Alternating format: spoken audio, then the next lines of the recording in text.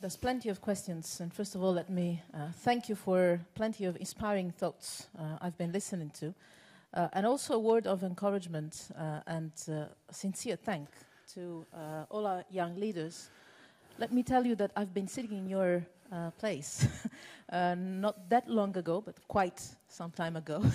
I understand perfectly well how you feel, bad and good things, and also the thrill of being on a stage, sharing your thoughts, and the thoughts of your communities, because what you say is the result of processes that are real, and that you bring with us here and share, and this is extremely valuable. It's not only your thinking, it's your experience, and it's the experience of your people around you.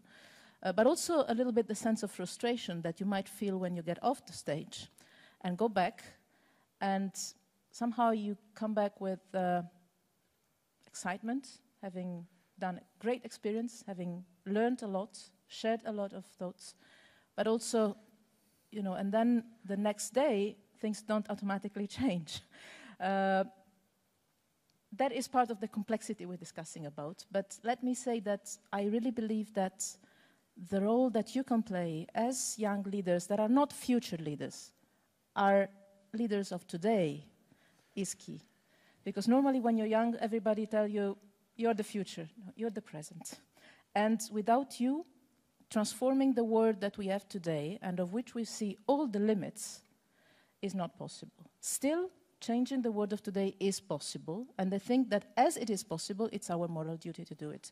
But we cannot do it without you being leaders of today. This is just to thank you, because really, I think the energy of change is there, and this shows very well that, I mean, sometimes we take the view of Europe still being at the center of the map. That is gone, long ago. This doesn't mean that there is not a space for Europe in multilateralism, I'll come to that, but this means that we have to partner, many of you said that, we need to develop into a partnership. Latin America, Africa, we need to move from the donors, recipients, the Eurocentric approach, and develop a network, a web of partnerships. I think this is the right way of moving towards multilateralism that works. With strong regional organizations, with the most difficult thing to build, and Europe is the experience of that, because we've built it after centuries of war, and still with a lot of tensions when we have to build consensus. I'll come to the veto question. Where we were consulting, what would you do in my place, what would I do in your place? We found out that basically the challenge of our work is building consensus, building bridges, creating the possibility of taking decisions that are not a zero-sum game, but are win-win situations for all. Veto, I do not have the power of changing the treaties like that. That's, you asked what is beyond possibilities. That is beyond possibilities. Even Mr. Cameron can't do that. Just Europe also is complex and interesting. I cannot do that. I'm not even sure I would like to have the possibility of changing it like that. Because, I mean, if we're arguing if it's right, if some have veto power in the UN Security Council, would it be good if one single person in Brussels can change the treaties for all the European citizens? I don't think it would be any way right. We have an inclusive, participatory process. Try to.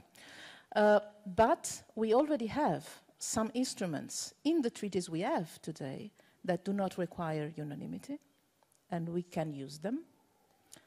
The example on migration we're trying to put forward is one of them.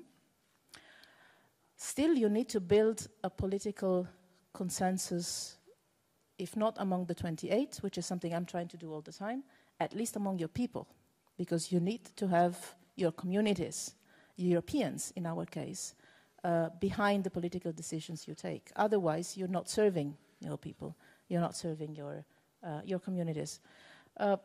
Building consensus, using all the instruments we have, including the ones on defense, because I was sure there was going to be a question on that. We already have, under the Lisbon Treaties, a lot of instruments for doing common defense and security. Do we use them all? No. Do I think it would be good to use them all? Yes.